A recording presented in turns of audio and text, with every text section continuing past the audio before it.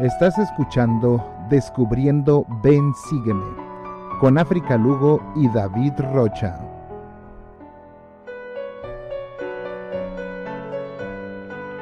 Las opiniones vertidas en este programa son de exclusiva responsabilidad de quienes las emiten y no representan necesariamente el pensamiento de la Iglesia de Jesucristo de los Santos de los Últimos Días.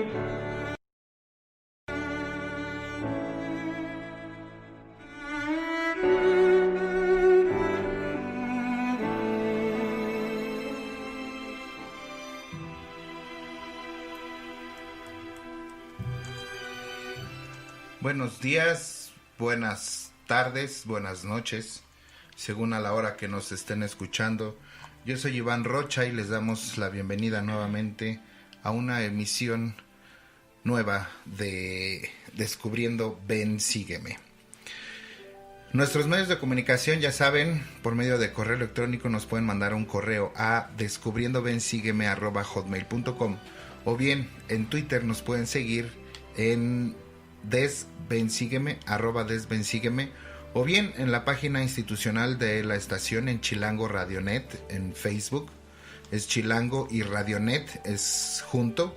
Ahí nos pueden mandar sus sugerencias, sus comentarios, sus dudas, sus inquietudes, lo que quieran hacernos saber. Y pues como es costumbre me acompañan ya, aquí en el estudio África Lugo. Hola, ¿qué tal? Muy buen día, buenas tardes, buenas noches, donde quiera que estén. Bienvenidos. David Rocha.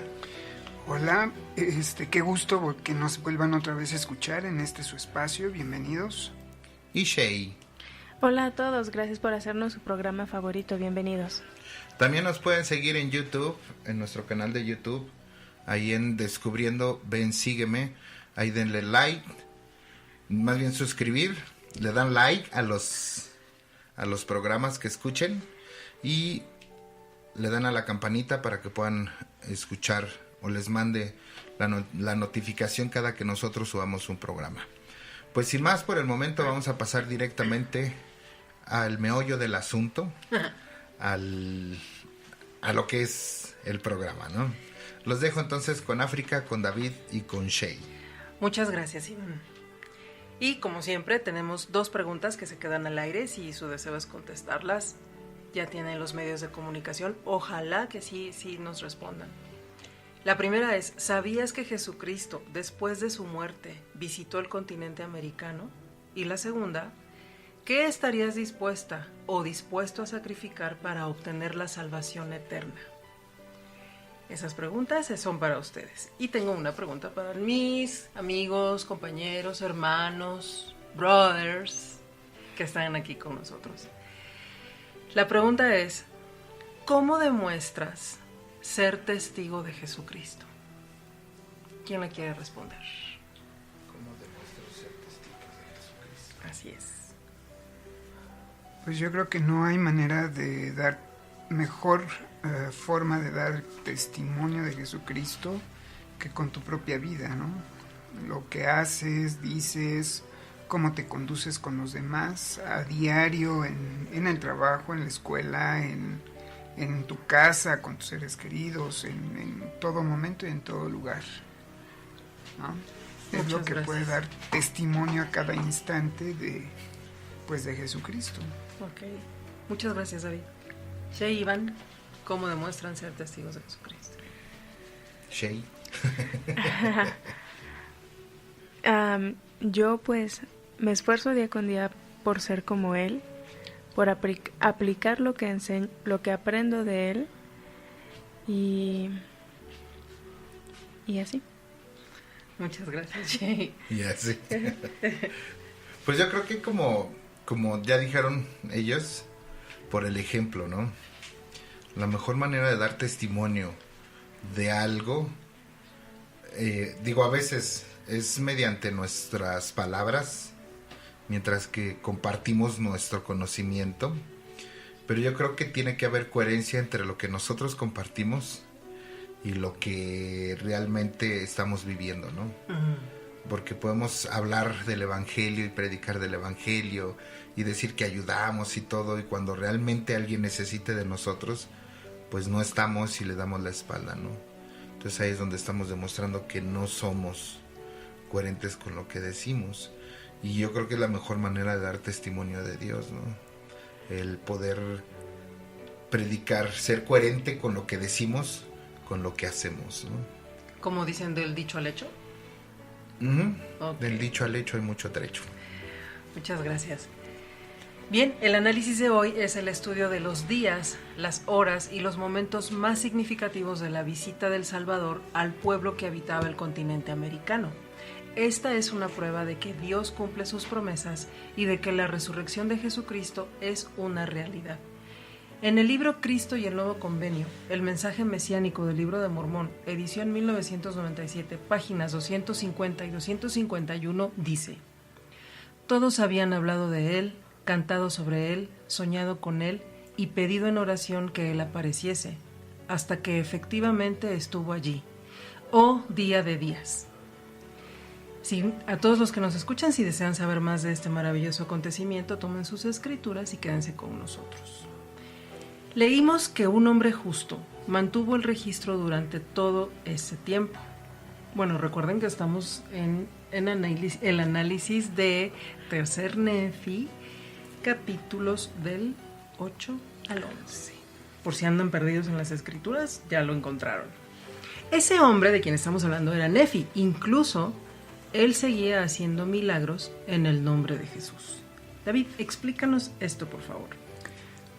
Si hay, en las escrituras hemos aprendido que hay una intrínseca relación entre los poderes de la tierra con los poderes del cielo. Y precisamente la dignidad es lo que el hilo conductor que permite que precisamente los poderes del cielo se puedan conectar con los poderes de la tierra. Y si ese hilo conector, que es precisamente los principios de rectitud, de dignidad, se rompen por alguna razón, pues es obvio que se corta ese canal que existe entre los poderes del cielo y de la tierra. Y fíjate que aquí hay algo muy curioso. Aquí menciona Nefi y lo dice y lo asevera categóricamente. Dice que ningún hombre puede hacer milagros en el nombre de Jesús a menos de que estuviese eternamente limpio de su iniquidad. O sea, es una condición. Claro. Es una condicional. O sea, para que se pueda efectuar un milagro en la tierra por medio del poder del sacerdocio y en el nombre de Jesucristo, el factor condicionante y el factor importante es precisamente la pureza de corazón, el estar limpios de la iniquidad. El obispo presidente Vaughn J. Feiterson contó en una ocasión una anécdota personal donde dice que un hombre tomó a su hijo en brazos y el pequeño murió en sus brazos. Y este hombre dijo: en el nombre de Jesucristo, por el poder y la autoridad del sacerdocio de Melquisedec, te mando vivir. Y el niño muerto abrió los ojos y vivió. O sea, imagínate la trascendencia de este milagro. Pero después el obispo presidente menciona lo siguiente: ese gran hermano no podría haber hecho eso si unas noches antes hubiese estado mirando material de pornografía o si hubiese participado de cualquier otra transgresión por el estilo. El sacerdocio necesita de un conducto puro para funcionar. También el elder Jeffrey R. Holland, del Quórum de los 12 Apóstoles, explicó que a pesar de que no todas las bendiciones del sacerdocio resultaran en un acontecimiento milagroso, porque no siempre es el mismo resultado, y eso no quiere decir que el hermano no sea digno. Ujú. Solo quienes son dignos pueden hacer milagros en el nombre de Cristo. Los poseedores del sacerdocio deben conservarse puros y limpios. Y da un mensaje o un consejo a los jóvenes del sacerdocio arónico. Mis jóvenes amigos, tanto del sacerdocio arónico como el de Melquisedec, no todas las oraciones se contestan de forma tan inmediata, y no toda declaración del sacerdocio puede ordenar la renovación o la prolongación de la vida. A veces la voluntad de Dios es otra. Pero jóvenes, ustedes aprenderán, si aún no lo han aprendido, que en momentos de temor y aún de peligro, su fe y su sacerdocio requerirán lo mejor de cada uno de ustedes y lo mejor que puedan pedir de los cielos. Ustedes, los jóvenes del sacerdocio arónico, no utilizarán el sacerdocio exactamente de la misma manera que un élder ordenado lo utiliza. Hablando del sacerdocio de Melquisedec, pero todos los poseedores del sacerdocio deben ser instrumentos en las manos de Dios. Para hacerlo, ustedes deben de hacer lo que dijo Josué: santificaos, deben de estar preparados para actuar y ser dignos de hacerlo. O sea, nosotros como poseedores del sacerdocio tenemos el deber de mantenernos dignos en cualquier momento, porque no sabemos en qué momento se requiera que nosotros utilicemos de ese sacerdocio para bendecir una vida, y tenemos que estar acordes al Espíritu Santo para que nosotros podamos, en el momento en que estamos ejerciendo el sacerdocio, ejercerlo bajo esa autoridad y bajo ese canal. En Doctrina y Convenios 121:36, el Señor revela por medio del profeta José Smith un principio que nos debe de regir a todos los poseedores del sacerdocio. Los derechos del sacerdocio están inseparablemente unidos a los poderes del cielo, y estos no pueden ser gobernados ni manejados sino conforme a los principios de rectitud. O sea, podemos tener muchos años como miembros de la iglesia, podemos tener el oficio más alto que podamos tener en la iglesia, pero si no contamos con ese ingrediente que es los principios de rectitud y de dignidad, el sacerdocio no funciona. Es como una bombilla, como si quisieras tú prender una bombilla, un foco, sin conectarlo a la corriente eléctrica. Claro. Muchas gracias, David. Y efectivamente Nefi estaba haciendo milagros, como ya dijimos, en el nombre de Jesús. Esto era aproximadamente en el año 33 después de Jesucristo, y los nefitas sabían que este era el momento en que Samuel, el profeta lamanita, predijo que grandes destrozos ocurrirían. Estaban firmemente arraigados en la maldad, maduros para la destrucción, con su gobierno central destruido y, sobre todo, sin algún interés en escuchar las advertencias de sus profetas. David, ¿por qué dice que aquí no escuchaban las advertencias de sus profetas? Explícanos el peligro de rechazar a los profetas, por favor. Mira, aquí podemos nosotros primeramente entender algo muy, muy significativo. En Doctrina y Convenios 43:25 habla perfectamente de un modelo que el Señor ha seguido desde la antigüedad. ¿Cómo es que el Señor amonesta a su pueblo? Uh-huh. Y no solamente lo amonesta, sino también le advierte de los peligros que pueden suceder. Y es muy claro ese modelo. Te repito, en Doctrina y Convenios 43:25 dice así: ¿cuántas veces os he llamado por boca de mis siervos, y por la ministración de ángeles, y por mi propia voz, y por la de los truenos y los relámpagos, y la de las tempestades, y por la voz de terremotos y de fuertes granizadas, y de hambres y pestilencias de toda clase, y por el gran sonido de una trompeta, y por la voz del juicio y de la misericordia de todo, dice, durante todo el día, y por la voz de gloria y de honra y de la riqueza de la vida eterna. Entonces aquí vemos este patrón o este modelo. Primeramente el Señor manda a sus siervos. ¿Quiénes son sus siervos? Los profetas, los misioneros, los líderes, nuestros líderes locales. Primeramente los manda a ellos, y aquí nos demuestra la gran paciencia que tiene nuestro Padre Celestial.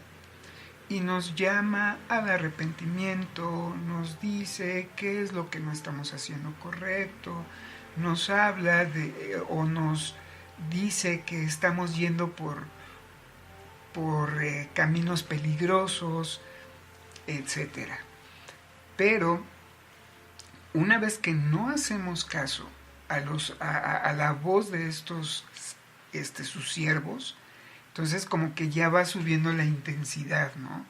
Y habla ya de truenos y de relámpagos, y entonces ya nos habla de terremotos, tempestades, pestilencias, como diciendo, ya no me queda de otra, sino que ahora va a ser más severa la llamada de atención. De acuerdo a estos versículos, el Señor se vale de toda clase de fenómenos naturales, al igual que los de los esfuerzos de los líderes de su iglesia, los misioneros, los ángeles, aún de su propia voz, a fin de que se preparen para las calamidades del futuro. Y fíjate, hay unas palabras muy sabias del elder Eldon Tanner, donde dice: en la actualidad el mundo está rechazando el mensaje de los profetas de Dios. ¿No es acaso cierto que existe el lloro y el lamento en todo el mundo porque los hombres están en guerra? ¿No existe acaso entre nosotros aquellos que se lamentan por los errores de su juventud y por las tragedias que les sobrevivieron cuando se alejaron de la justicia y sufrieron las consecuencias de meterse en el alcohol, el tabaco, las drogas y otras cosas prohibidas? ¿Cuántos hay entre nosotros que se lamentan como consecuencia del desorden existente en nuestras comunidades? Debemos aprender de las lecciones de la historia, si es que no queremos nosotros ser consumidos del mismo modo que lo fueron algunas civilizaciones anteriores. Este es el mensaje que llevó Jesucristo a aquel primitivo pueblo de los nefitas.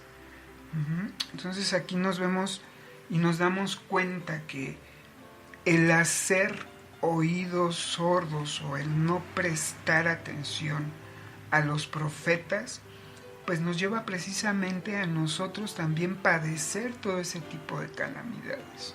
Exactamente. ¿No?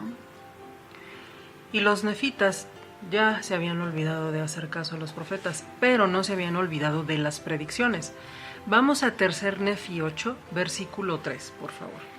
Y el pueblo se puso a aguardar con gran anhelo la señal que había dado el profeta Samuel el amanita, sí, la ocasión en que habría 3 días de tinieblas sobre la faz de la tierra. Al igual que había sucedido cuando habían aparecido los signos del nacimiento de Cristo, el pueblo empezó a tener grandes dudas y disputas a pesar de tantas señales que se habían dado. Continuamos leyendo Tercer Nefi 8, versículo 5, por favor. Y sucedió que en el año 34, en el cuarto día del primer mes, se desató una gran tormenta, como jamás se había conocido en toda la tierra. Fíjense, voy a repetirlo, como jamás se había conocido en toda la tierra. Vamos ahora al versículo 7. Y se incendió la ciudad de Saraemla.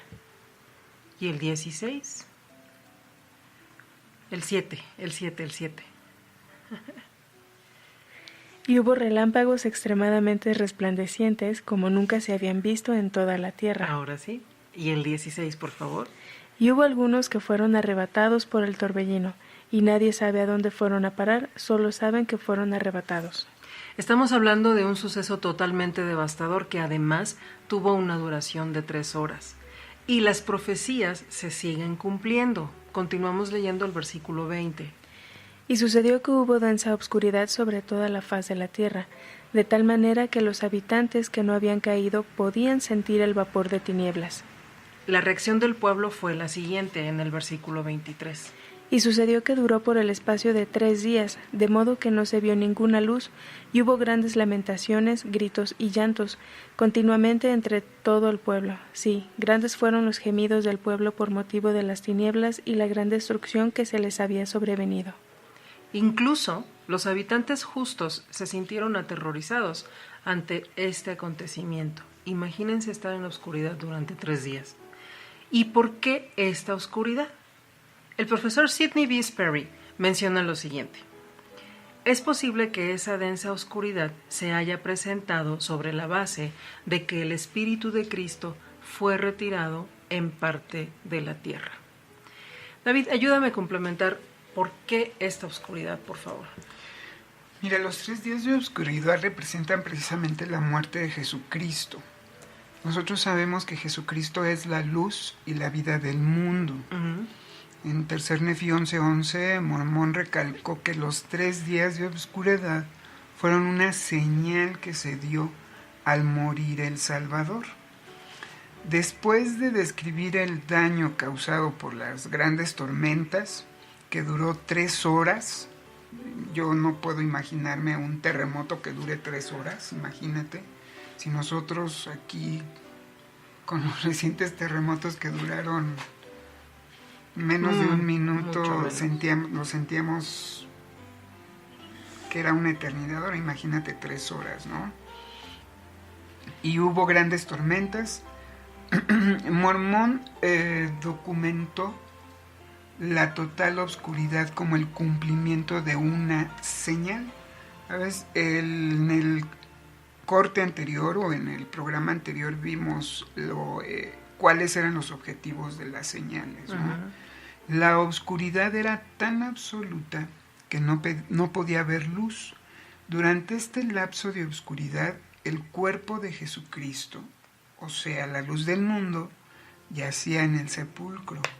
El día de su resurrección, una vez que Cristo hubo vencido la muerte, volvió la luz a las personas de América, lo cual representaba la victoria de Cristo sobre la muerte y la oscuridad. E incluso hay que recordar que después de que se vino la luz, les invadió a los habitantes del continente americano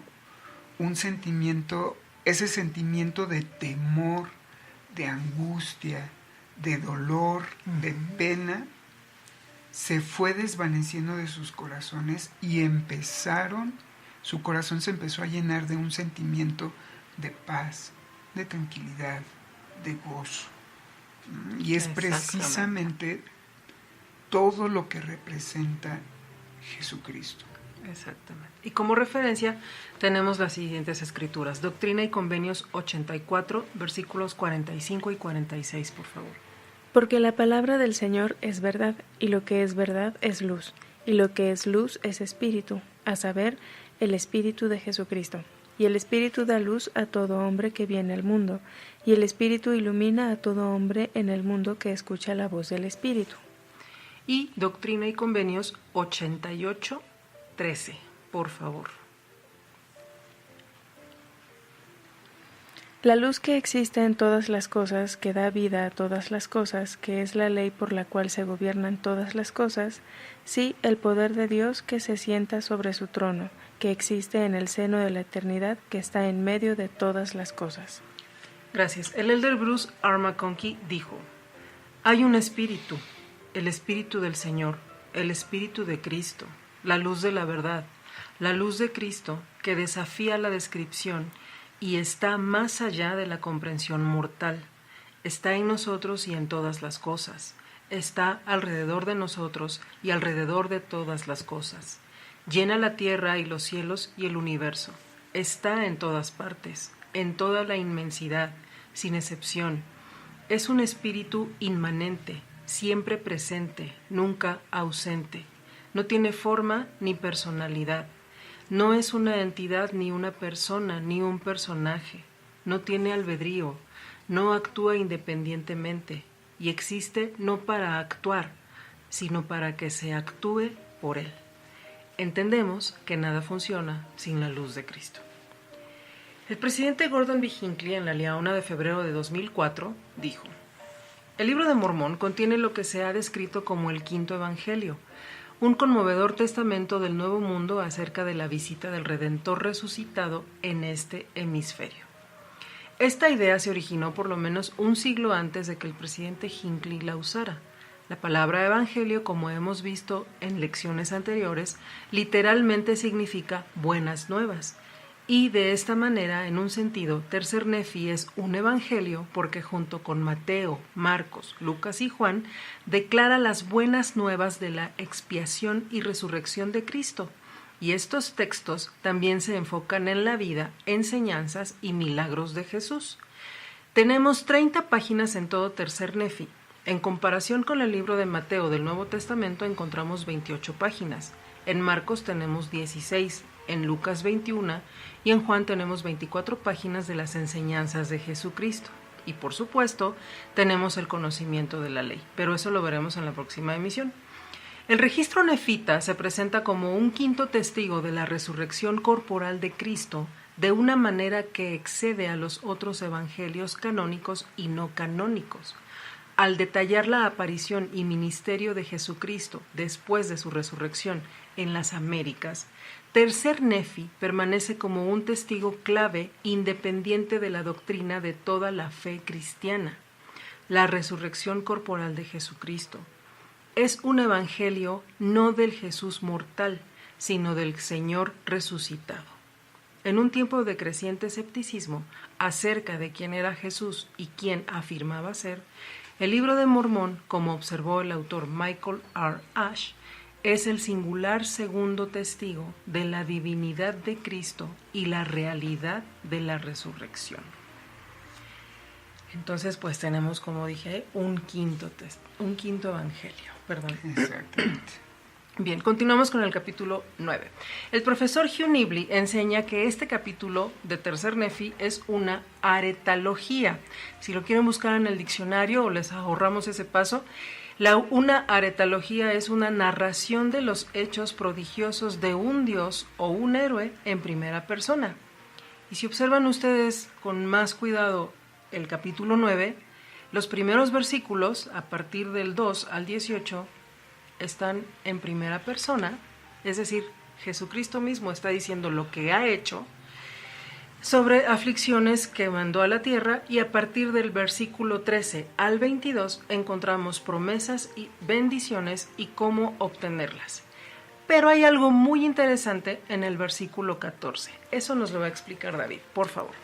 Tú lo acabas de decir. En estos versículos hablamos acerca de qué es lo que el Señor pide y a su vez las grandes promesas que obtenemos por seguir este tipo de enseñanzas. Aquí volvemos a encontrar otro modelo. Aquí vemos que Jesucristo prometió: benditos son los que vienen a mí. Pero ¿qué implica el venir a Cristo? ¿Qué ¿En qué consiste esa invitación tan sagrada? ¿En qué consiste ese deseo de que nuestro Señor Jesucristo, que nosotros vayamos hacia Él? Uh-huh. El elder Jeffrey R. Holland explicó precisamente en qué consiste y explica también el modelo y también tiene ciertos pasos. Primeramente, venid, dice Cristo con amor, venid en pos a mí, a donde quiera que vayas. Primeramente, ven y ve lo que yo hago, en dónde y cómo paso mi tiempo. ¿Qué quiere decir esto? Que nosotros debemos de estudiar las Escrituras para saber qué hizo, qué habló, cómo lo hizo, sus milagros, sus promesas, sus convenios, su sufrimiento, aquello que le hacía feliz, aquello que lo hacía sentirse mal. Cómo reaccionó ante los pobres, ante el pecador, ante el desesperado, ante el acongojado, ante el cínico también, o aquellos que lo perseguían. ¿Qué fue lo que él hizo? Conocer su obra, conocer su vida. Luego viene lo siguiente. Aprende de mí. ¿A qué se refiere con aprender de él?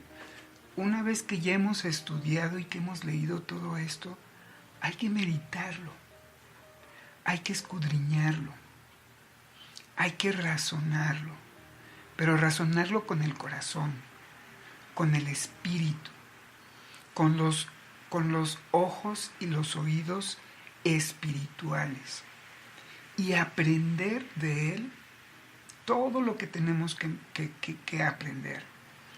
Y después viene una parte fundamental. Camina conmigo. ¿A qué se referirá con caminar con él? Ahora nos toca actuar, que era lo que decíamos al principio, de cuando dar un testimonio. Ahora, ¿qué vamos a hacer? Ya entendí, ya estudié la doctrina, ya la comprendí, ahora la voy a aplicar en mi vida personal. Voy a esforzarme por ser un verdadero discípulo de Cristo. Voy a caminar sobre sus pasos, sobre sus huellas, a hacer lo que Él hizo. Pero luego viene algo muy sublime. Habla conmigo y cree. Imagínate que el Señor te esté invitando y te diga, ven, yo quiero platicar contigo, yo quiero hablar contigo. Y es ahí cuando desarrollamos una relación tan íntima con nuestro Padre Celestial por medio de la oración, que es tan sagrada, que no podemos platicarla, que no podemos expresarla, que no podemos comentarla, porque es algo entre Él y cada uno de nosotros.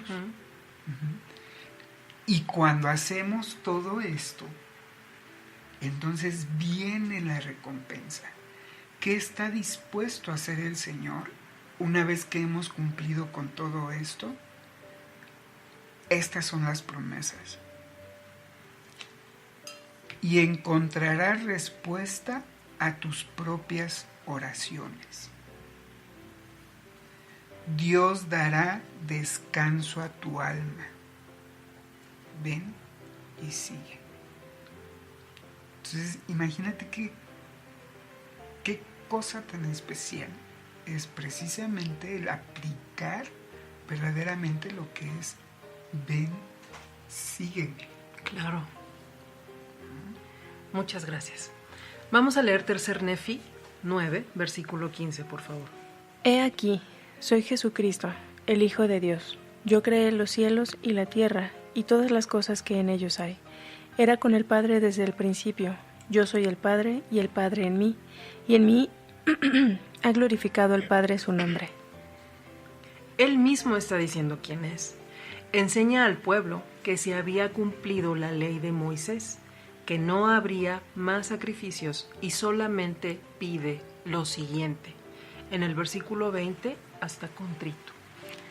Y me ofreceréis como sacrificio un corazón quebrantado y un espíritu contrito. Esto lo dice 2 veces en el mismo versículo. El elder Neil A. Maxwell, en la Conferencia General de abril de 1995, dijo: el verdadero sacrificio personal no ha consistido nunca en poner un animal sobre el altar, sino en la disposición de poner en el altar el animal que está dentro de nosotros y dejarlo que se consuma.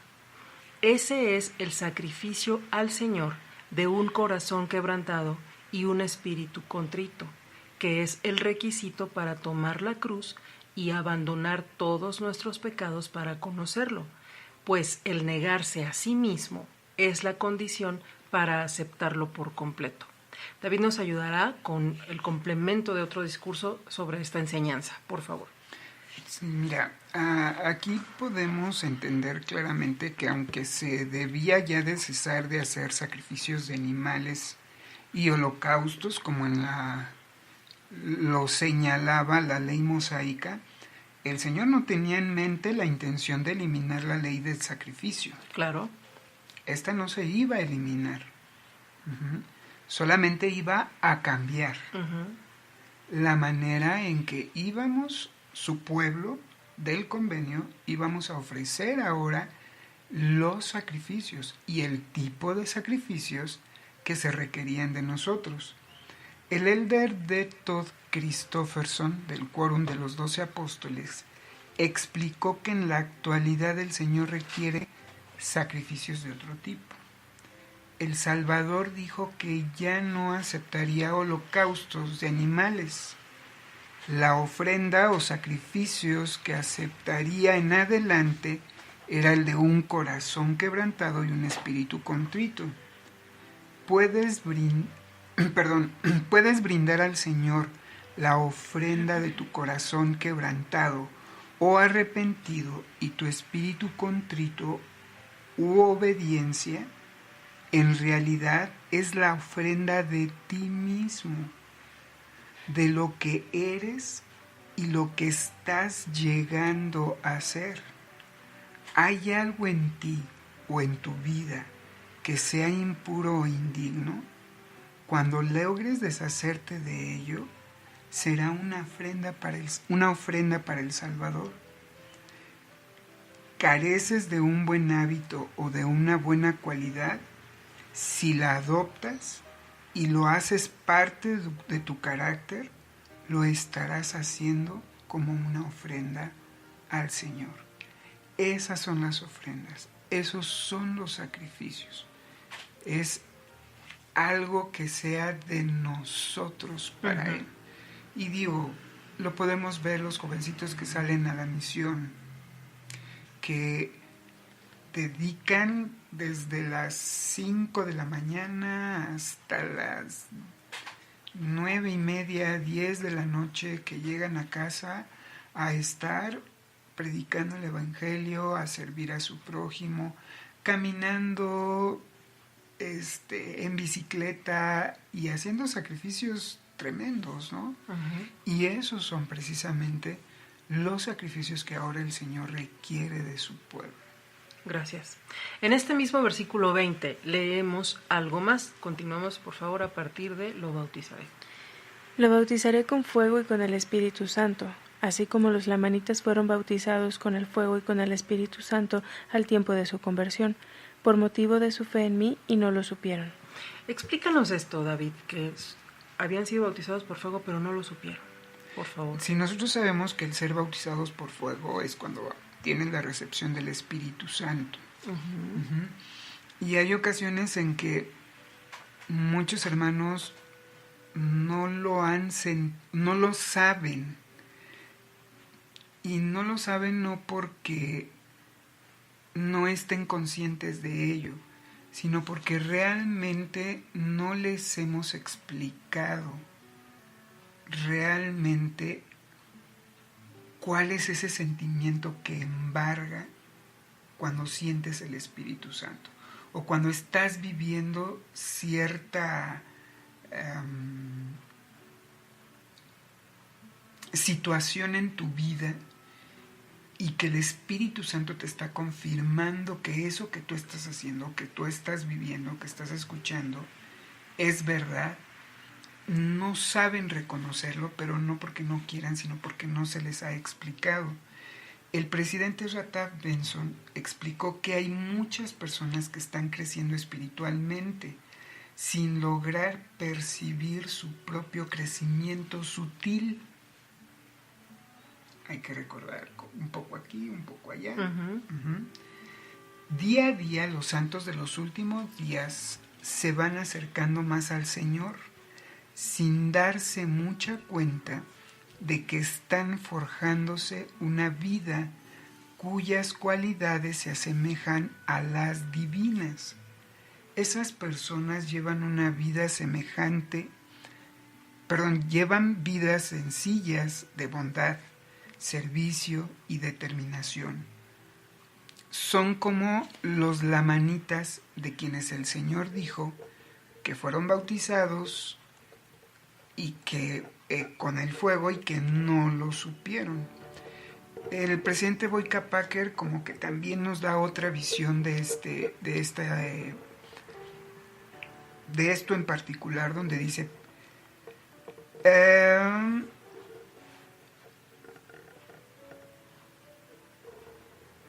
empleando la misma escritura, él explica lo siguiente: muchos de nosotros somos como aquellos a los cuales el Señor dijo, vinieron con un corazón quebrantado y un espíritu contrito, y fueron bautizados con fuego y con el Espíritu Santo al tiempo de su conversión y no lo sintieron. Imagínense eso, y no lo supieron. No es raro que una persona haya recibido el don y que en realidad no lo sepa.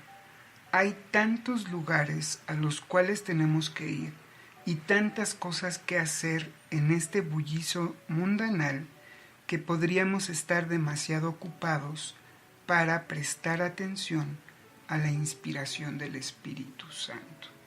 O sea, sí lo sentimos, pero hay ocasiones en que la vida diaria, el trajín de la vida diaria, nos envuelve, nos apabulla de tal manera que no nos permite percibir esos sutiles susurros del Espíritu Santo. Y a veces los sentimos y los tenemos, pero no sabemos interpretarlos. Así es. Vamos a leer Tercer Nefi 10, versículos 4 al 6, por favor. Oh pueblo de esas grandes ciudades que han caído, que sois descendientes de Jacob, sí, que sois de la casa de Israel. ¿Cuántas veces os he juntado como la gallina junta sus polluelos bajo las alas y os he nutrido? Y además, ¿cuántas veces os hubiera juntado como la gallina junta sus polluelos bajo las alas? Oh pueblo de la casa de Israel que habéis caído, sí, oh pueblo de la casa de Israel que habitáis en Jerusalén, así como vosotros los que habéis caído, sí, cuántas veces os hubiera juntado como la gallina junta sus polluelos y no quisisteis. Oh vosotros de la casa de Israel, a quienes he preservado, cuántas veces os juntaré como la gallina junta sus polluelos bajo las alas, si os arrepentís y volvéis a mí con íntegro propósito de corazón. Gracias. Fíjense cuántas veces menciona aquí el Señor estas palabras, juntar como la gallina sus polluelos. Vamos a entender esta metáfora. Según un estudio de la Universidad de Bristol en Reino Unido, que se publica en la revista Proceedings of the Royal Society, el estudio descubre por primera vez que las gallinas muestran una clara respuesta fisiológica y de conducta cuando sus polluelos se encuentran ligeramente angustiados. Ella, la mamá gallina, trata de varias formas de protegerlos, emitiendo una vocalización materna, que no vamos a imitar, pero búsquenla, que suelen usar para llamar a los pollitos de regreso a su regazo. Es decir, ella está intentando cambiar la situación. Esto mejora la formación de la memoria de los pollitos. Entonces saben qué hacer en estas circunstancias si las viven otra vez.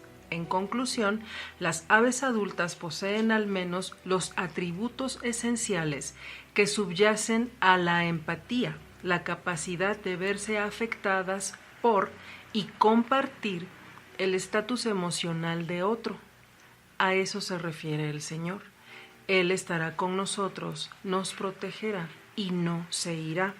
Vamos a Doctrina y Convenios 29, versículo 2. Quien juntará a su pueblo como la gallina junta a sus polluelos debajo de sus alas. Sí, a cuantos escuchen mi voz, se humillen ante mí y me invoquen con poderosa oración. La analogía de una gallina que junta los polluelos tiene que ver con la recolección del Señor a su pueblo en todas las edades del mundo. Y hay un propósito definitivo para estas reuniones de pueblo del Señor. El profeta José Smith dijo: ¿cuál era el objeto de reunir al pueblo de Dios en todas las edades del mundo? El objetivo principal era construir para el Señor una casa desde la cual podría revelar a su pueblo las ordenanzas de su casa y las glorias de su reino, y enseñar a la gente el camino de la salvación. Con el mismo fin, Dios reúne a su pueblo en los últimos días. En los versículos 8 al 10 del capítulo 10 leímos que los 3 días de duelo pasaron, durante los cuales comenzaron nuevamente a llorar y a gemir por sus seres queridos y amigos perdidos. En la mañana del 4.º día, la oscuridad se dispersó de la faz de la tierra, y la tierra dejó de temblar, y las rocas dejaron de rajarse, y los gemidos cesaron, y todos los ruidos tumultuosos pasaron. La tierra se integró y se afirmó, y el duelo se convirtió en alegría, y sus lamentos en alabanza y acción de gracias al Señor Jesucristo, su Redentor. Quizá hemos escuchado a alguien decir: después de la tempestad viene la calma. Y también tenemos una advertencia y recordatorio que los profetas modernos constantemente nos dicen. Esta está en 3 Nefi 10, versículo 14. Y ahora bien, quien lea, entienda, el que tenga las Escrituras, escudriñelas, y vea y considere si todas estas muertes y destrucciones causadas por el fuego, y por el humo, y por las tempestades, y por los torbellinos, y por la tierra que se abrió para recibirlos, y todas estas cosas no son para dar cumplimiento a las profecías de muchos de los santos profetas. Gracias. David, explícanos un poco más esta parte, por favor. Mira, el elder Dalian H. Oaks enseñó que la voz suave que hizo arder el corazón del pueblo más justo, que fue precisamente el que se salvó de todas estas calamidades, tenía que más bien estaba relacionado con un sentimiento más que con un sonido. Uh-huh. Si nosotros estudiamos un poquito la palabra arda y cómo la aplican en estos pasajes, en este capítulo 11, representa un sentimiento de consuelo y de serenidad. Entonces está más abocada a sentimientos. El vocablo serenidad significa la cualidad de cordialidad, gentileza y apacibilidad. Así como los nefitas tuvieron que agudizar el oído para escuchar la voz de Dios, el presidente Boyka Packer explicó que tenemos que prestar atención para poder sentir el sutil susurro del Espíritu Santo. Y hay muchas escrituras que nos dan luz en cuanto a cómo es la voz del Espíritu Santo. Y nos dice que no es una voz fuerte ni áspera, no es una voz de trueno, ni una voz de un gran ruido tumultuoso, sino que es una voz apacible, de perfecta suavidad, cual si hubiese sido un susurro, y que puede penetrar hasta el alma misma y hacer arder los corazones. Hay que recordar que Elías el profeta descubrió que la voz del Señor no se encontraba en el viento, ni en el terremoto, ni en el fuego, sino que era una voz apacible y delicada. El Espíritu no atrae nuestra atención por medio de gritos ni de sacudidas bruscas. Por el contrario, nos susurra, nos acaricia tan tiernamente que si nos encontramos demasiado enfrascados en nuestras preocupaciones, quizás no lo percibamos en absoluto. En algunas ocasiones solo nos presionará con la firmeza necesaria para que le pongamos atención, pero la mayoría de las veces, si le hacemos caso a esa suave impresión, el espíritu, si no le hacemos caso a esa suave impresión, el espíritu se aleja. Es algo tan delicado que si no estamos en acorde con él y no estamos bien en sintonía con él y lo dejamos pasar, el espíritu se va. Y yo creo que eso también nos tiene que hacer un poquito reflexionar los lugares a donde vamos.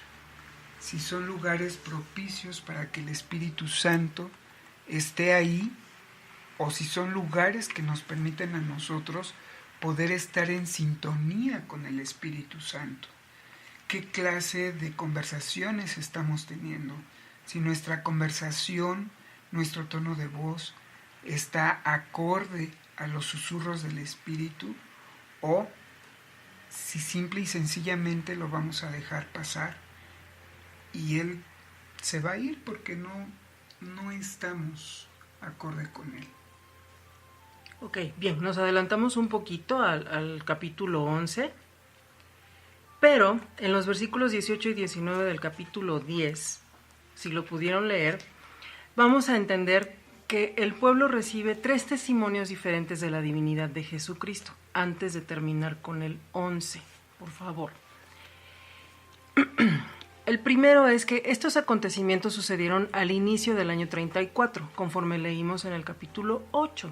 Y en el versículo 18 del capítulo 10 dice, a la conclusión del año 34. Entendemos que había pasado algún tiempo después de la devastación en toda la tierra. En otras palabras, el Señor les da tiempo para reunirse en abundancia, y era un gran número de personas maravillados y preguntándose unos a otros, y mostrando el uno al otro el grande y maravilloso cambio que había tenido lugar en la tierra. También estaban conversando acerca de ese Jesucristo, del cual se ha dado la señal acerca de su muerte, y cuya voz habían oído en la oscuridad. Mientras ellos se dedicaban a estas conversaciones, y podemos hacer algo paralelo a lo que vivimos hoy. Hoy tenemos tantos distractores en casa, fuera de casa, con la familia, etcétera, que como ya mencionó David, esa voz tan sutil la podemos perder o no podemos darnos cuenta que nos está hablando. Y como ya también describió David, escuchan una voz, pero una voz muy diferente. Esta vez era la voz del mismo Padre Celestial presentando a su Hijo. Era necesario que el pueblo hiciera 3 cosas. La primera, aguzar el oído. La segunda, tener la vista fija hacia ese sonido. Y la tercera, mirar atentamente hacia el cielo. En la conferencia pasada del mes de abril, el presidente Russell M. Nelson dijo: nuestro Padre sabe que lo que más nos ayudará cuando nos rodee la incertidumbre y el temor es escuchar a su Hijo. Porque cuando procuremos escuchar, verdaderamente escuchar a su Hijo, seremos guiados a saber lo que debemos hacer en toda circunstancia, También podemos escucharlo con mayor claridad si refinamos nuestra capacidad de reconocer los susurros del Espíritu Santo. Nunca ha sido más necesario que en este momento saber cómo el Espíritu Santo les habla. En la Trinidad, el Espíritu Santo es el mensajero. Él les comunicará pensamientos a su mente que el Padre e Hijo desea que reciban. Él es el Consolador. Él transmitirá un sentimiento de paz a su corazón. Al leer y escuchar la palabra del Señor, Él testifica de la verdad y les confirmará lo que es verdadero. Reitero mi súplica de que hagan lo que sea necesario para elevar su capacidad espiritual para recibir revelación personal. Lo que están escuchando ya saben qué es, ya les platicamos hace algunos programas, ese silbido que escuchan, esperemos que lo recuerden. Y a propósito de ese día yo comenté que el camote es un fruto, pero no lo es un tubérculo, entonces una disculpa. Pero eso es ese sonido. Y también les invitamos a ver los videos que nuestros líderes han compartido, titulados Escúchalo. Ellos nos dicen cómo escuchan ellos al Salvador. El segundo testimonio que se da lo encontramos en 3 Nefi, capítulo 11, versículo 8, por favor. Y aconteció que al entender dirigieron la vista hacia el cielo otra vez, y he aquí, vieron a un hombre que descendía del cielo, y estaba vestido con una túnica blanca, y descendió y se puso en medio de ellos, y los ojos de toda la multitud se fijaron en él, y no se atrevieron a abrir la boca, ni siquiera el uno al otro, y no sabían lo que significaba, porque suponían que era un ángel que se les había aparecido. Ahora regrésense todo el libro de Mormón hasta 1 Nefi 12:6. Y he aquí, la tercera vez entendieron la voz que oyeron y les dijo. 1 Nefi 12:6, por favor, nos regresamos a 1 Nefi 12:6. Y al abrirse los cielos y al Cordero de Dios que descendía del cielo y bajó y se manifestó a los que no habían caído. Hace tantos años atrás Nefi ya lo había profetizado.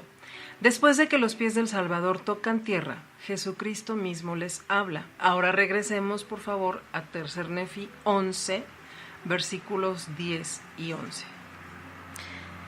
He aquí, yo soy Jesucristo de quien los profetas testificaron que vendría al mundo, y he aquí, soy la luz y la vida del mundo, y he bebido de la amarga copa que el Padre me ha dado, y he glorificado al Padre, tomando sobre mí los pecados del mundo, con lo cual me he sometido a la voluntad del Padre en todas las cosas desde el principio.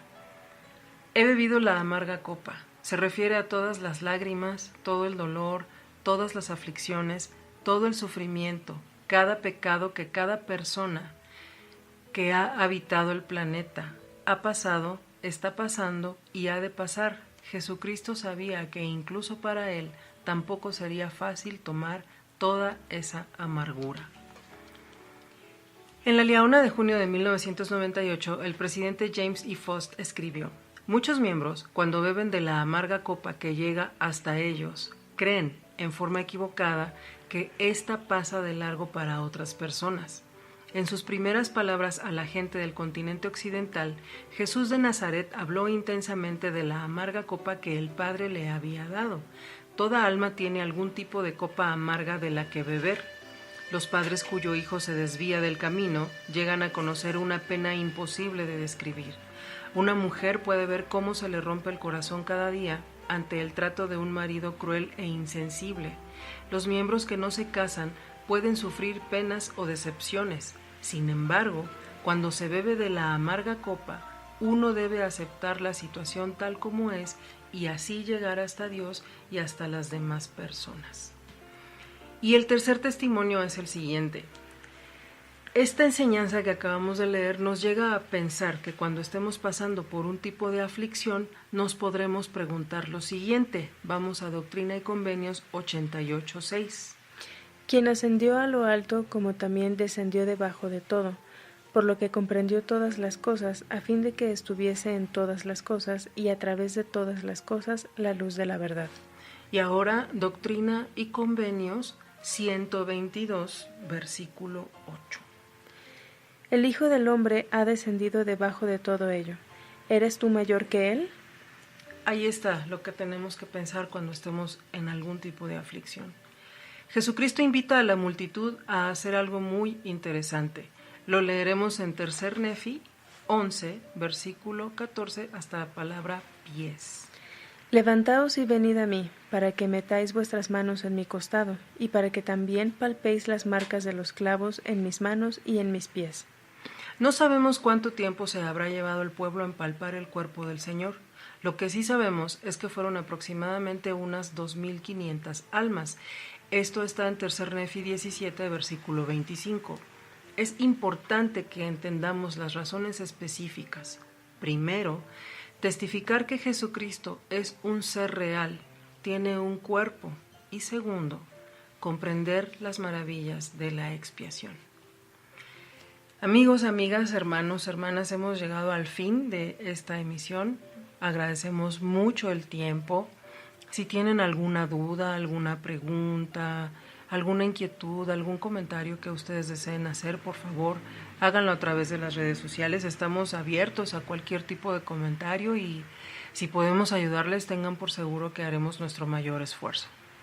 Verdaderamente, 3 Nefi es digno de la designación del quinto evangelio, la piedra angular de todos los evangelios. Es un evangelio que necesitamos hoy desesperadamente.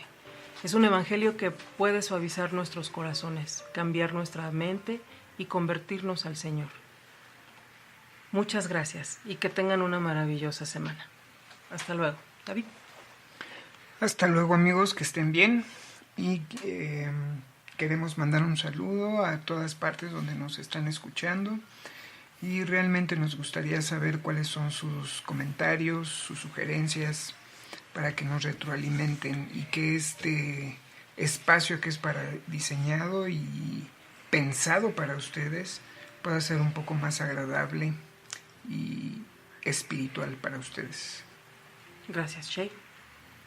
Gracias por seguirnos escuchando y por hacernos su programa favorito. No olviden compartirnos con todos sus conocidos y nada más. Muchas gracias, Iván. Bueno, pues muchas gracias por acompañarnos en esta emisión. Les agradecemos su tiempo y su dedicación y nos estamos escuchando la próxima emisión, que tendremos una invitada, ¿verdad? Para el próximo programa. Yay. Así para que estén al pendiente de quién es. Y sí. Entonces nos escuchamos la próxima semana. Muchas gracias. Gracias.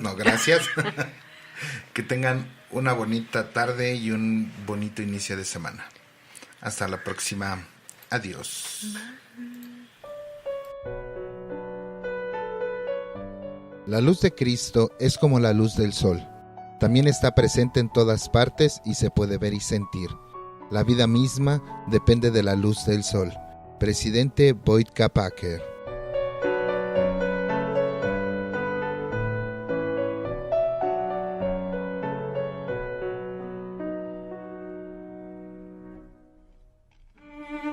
Esto fue Ven Sígueme, un programa más de Chilango Radionet.